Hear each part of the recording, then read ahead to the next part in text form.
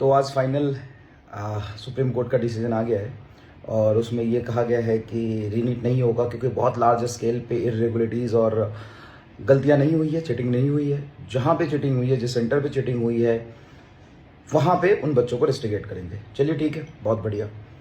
But साथ साथ NTA की जो भारी गलती थी उस पर भी तो गौर करना चाहिए था। और एक न्यू कंट्रोवर्सी अनलॉक हो गया कि एनसीईआरटी सही नहीं है। एनसीईआरटी में जो लिखा है वो सही नहीं है, जो सही है वही सही है। तो फिर एनसीईआरटी लिखा ही क्यों जब सही नहीं है? और जब एनसीईआरटी सही नहीं है, एनसीईआरटी को सही नहीं माना जाएगा, जो सही है उसको सही माना जाएगा, तो फिर एनसीईआरटी लिखा ही क्यों? सबसे पहली बात तो। और जो सिलेबस है उससे बाहर भी बहुत सारे सवाल आ गए थे, तो सिलेबस के बाहर जो कुछ टॉपिक्स के सवाल आए थे उनको भी हटाना चाहिए। चलो, उसको नहीं हटाया आपने, बहुत अच्छी बात है। इस क्वेश्चन में जब इतनी कंफ्यूजन है, एनटीए सवाल बना रहा है, उसके एक्सपर्ट को ही जवाब नहीं पता, एनसीईआरटी गलत लिखा हुआ है, आईटी के डायरेक्टर साहब जो कहेंगे बिल्कुल सही कहेंगे, उनको बहुत ज्ञान है, तो वही सिलेबस बनाते, फिर वही सही चीजें गलत चीजें बताते जब उनकी बातें माननी है आपको। तो अब तो जो एनसीईआरटी में लिखा हुआ है वो सही नहीं है तो पढ़ाएगा क्या?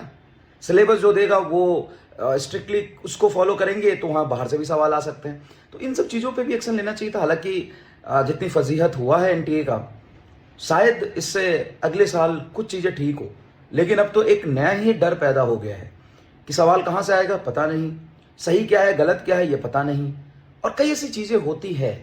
लास्ट ईयर भी आपने बायो में दो ऑप्शन सही दिए थे, इस बार भी आपने सही दिए थे, क्योंकि वो कंट्रोवर्सी है। उसका बच्चा कैसे सही जवाब देगा? और जिस बच्चे ने गलत किया उसको कैसे आप गलत बोलोगे क्योंकि एनटीए गलत कर रहा है?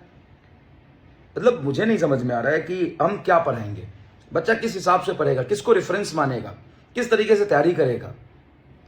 तो एक सब्जेक्ट एक्सपर्ट ना होना, और ठीक है सुप्रीम कोर्ट, माननीय सुप्रीम कोर्ट के ऊपर कोई नहीं है, उनका जजमेंट सही है, लेकिन एक सब्जेक्ट एक्सपर्ट का ना होना ये बहुत बड़ी खामी है वहां पे, कि ऐसे सिचुएशन में किस तरीके से डिसीजन लेना चाहिए। मैं तो एग्री नहीं करता हूं।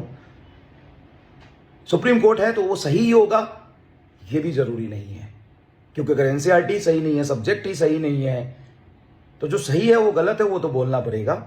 और new fear unlocked, exactly new fear unlocked. कि सिलेबस क्या है पता नहीं, सवाल कहाँ से आएगा पता नहीं, कुछ कंसेप्ट में डाइसी सिचुएशन होता है, उसका जवाब सिर्फ आईआईटी वाले डायरेक्टर्स को पता होते हैं, हमें पता नहीं। Thank you so much.